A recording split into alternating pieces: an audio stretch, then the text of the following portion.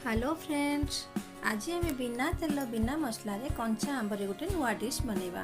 सेथिपाई मु दुईटा आंब नेछि। एबे आमे प्रथमे आंब रे चोपा को छड़ाई नेबा। तापरे आमे टाकुआ को बाहर कर नेबा एवं आंब को एमिति लंबा लंबा साइज रे काटी नेबा। यापरे आमे कड़े रे किछि पानी नेबा। पानी अल्प गरम हो आसला परे आंब को पकई नेबा। आंब को आमे पूरा सिझेबानी। पाखापाखि 5 ରୁ 7 मिनिट पर आंब अधा सिझी गला परे आमे आंब को बाहर कर नेबा। एबे देखंतु आंब हमर अधा सिझी आसलानी। तापरे आमे आंब को बाहर कर नेबा।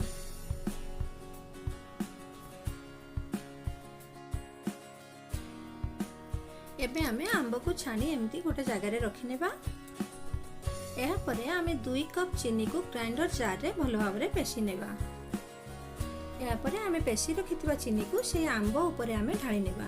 आंब बर्तमान हमर गरम अछि, सेथिरे चीनी पूरा मेल्ट हे जिवो। या को आमे आधा घंटे रु 40 मिनिट पर्यंत भलो भाव रे घोड़े के रखि नेबा। देखंतु 40 मिनिट परे पूरा हमर चीनी मेल्ट हो जाई छै। या परे मु एठी गोटे स्टील सॉसपैन नउछि। आपन पाखर जदि स्टील करैथिबा आपन नै परिबे। या परे आमे याको बॉयल होवा को देबा। गैस को मीडियम फ्लेम रे रखिबा एवं चीनी को भलो भाव रे सिरा हवा को देबा। देखंतु चीनी हमर भलो से फुटी आसलानी। मझिरे मझिरे आंब को आमे ऊपर तळ करि नेउथिबा। या परे आमे एथिरे 2 खंड दालचीनी एवं अल्प टिके अलैची गुंड ऐड कर नेबा। एथिरे बहुत भलो फ्लेवर आसी थाए। पाखापाखि 10 ରୁ 12 मिनिट पर देखंतु आंबर कलर पूरा चेंज होइछि। आंब पूरा ट्रांसपेरेंट देखा जाउछि एवं सिरा जते बेले थिक हे आसीबो एमिति हाथ रे चेक कले अठा अठा लागुथो सेते आपण गैस को बंद कर नेबे।